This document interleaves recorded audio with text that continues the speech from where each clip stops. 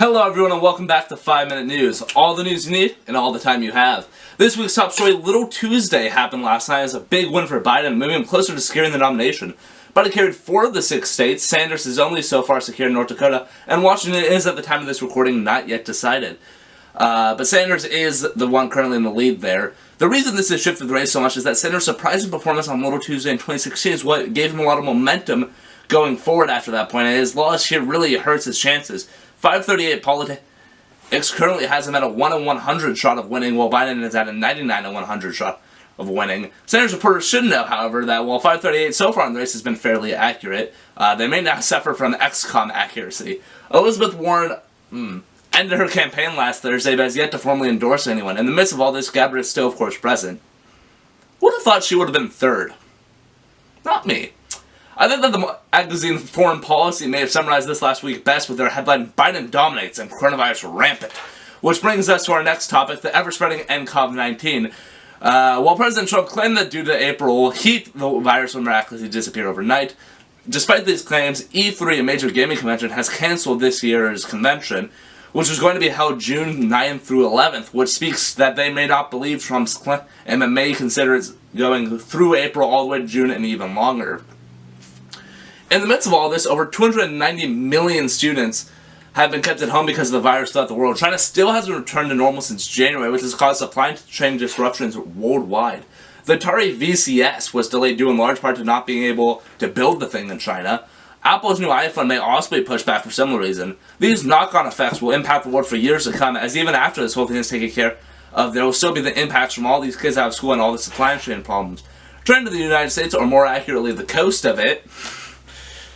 Sorry, I'm proud of that. I'm proud of that transition. Anyway, a cruise ship docked today, unloading sick and soon-to-be quarantined passengers. Trump initially denied them entry for fear that they would increase the total number of sick people in the U.S. However, the State Department stepped in and let them dock, and is now working on chartering them flights back for all of their various foreign passengers. The government of Canada, for example, is sending a private plane for its 200 citizens that were on the cruise ship. Moving north from California up to Washington State, more school closures are inbound, as this is the epicenter of the whole thing. Teachers today were being trained on what to do if the district closed. However, it did close. Yesterday, a source close to 5 Minute News said that there was a near certainty that schools will be closed, and that proved true today when school was closed throughout much of western Washington, specifically King County today, at least through March 30th, and it could go even longer into April. I'm glad that Washington State is doing everything it can to protect its citizens. Other places in the world are grappling with a lot of hard decisions on how to fight it, and so it's nice to see Washington State really stepping up as being an example for other states on what to do, and I hope everybody who lives there the best of luck. The stock market has continued to trend downwards, wiping out savings. Investments for hundreds of thousands of Americans. This also dipped into the 2300s for the first time in a year. Just a month after reaching an all-time high of 29,000. That's nice. President Trump is promising to take drastic measures to save the economy. If only he would take drastic measures to fight the virus, but hey, you win some, you lose some. In a completely separate news from everything else, Pepsi, the discount Coke, has ironed out a $3.8 billion deal to acquire Rockstar energy beverages, moving them further into the energy drink market, with their other energy drinks Mountain Dew Kickstar, or Game Fuel and AMP. Game Fuel. Okay then. What's funny about this whole thing is that back in 2014, Coke acquired Monster Energy drink. This move solidifies Rockstar Energy as the discount monster, just as Pepsi the discount Coke. Pepsi appears to be making a lot of moves to change that, though. Regal Entertainment, which operates over 500 theaters throughout the United States, is switching to Pepsi, leading to thousands of employees being forced to ask, is Pepsi okay?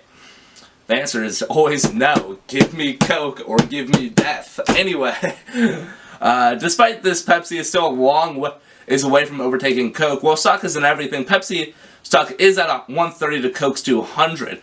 In other news, the European Parliament is working out a right to repair bill, saying that people have a right to be able to repair any of their phone devices. Thus, right to repair. Kind of worked itself out, you know? And Harvey Weinstein, convicted sex criminal, was just sentenced to 23 years at Rikers Prison. And I don't really have anything else to say about that. And that's about all the time we have overall. Thanks so much for tuning in.